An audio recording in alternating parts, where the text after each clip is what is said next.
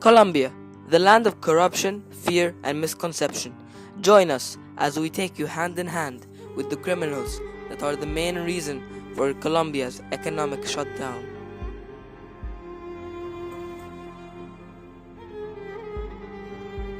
Colombia ranks 83rd in the Corruption Percentage Index. Many different factors have led to this ranking, including drug trafficking, guerrilla, and paramilitary conflict.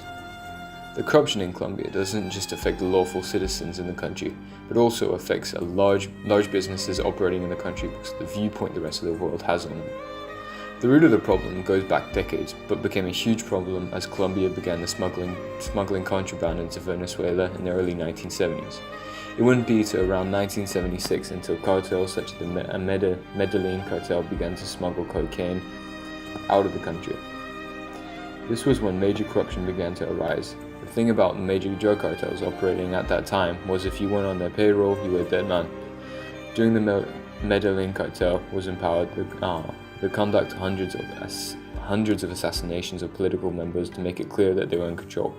But the other side of the coin was bribery.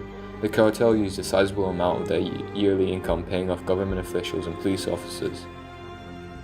Pablo Escobar, a very well-known member of the Medellin cartel, would be often heard saying the phrase "plato e plomo," which translates to silver or lead. He was giving them a choice between many government officials and police officers, deciding the former of the two. There are many contributing factors that are causing the drug problem to increase.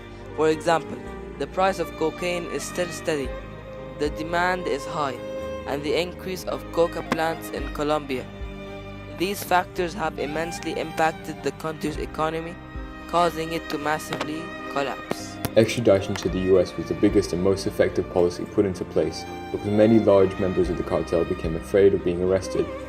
Colombian prisons were seen as a vacation to members of the drug cartels because they just bribed the prison guards and wardens, but with news that people that were arrested because of drug-related crimes would be extradited, members began to worry.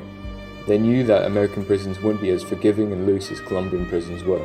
This policy did begin to hinder large drug operations, but did not entirely destroy them. The government also put into place Plan Colombia, which is an American and Colombian joint military unit aimed at tackling the drug trade. This was formed in 1999. Whether the initiative actually did anything would depend on who you asked. Policies introduced above have had positive results. Between the years of 2007 to 2014, the cultivation of coca has immensely dropped, as we can see in the graph here. The government over time saw that coca cultivation dropped, so this ended up in a drop of the fumigation and eradication as well.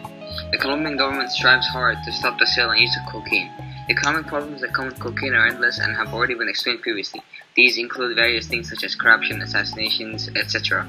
These policies have not fully stopped the sale and cultivation of cocoa, but the Colombian government has ever since harshened the policies against cocaine and are hoping to have drug-free futures and uncorrupt governments sooner than later.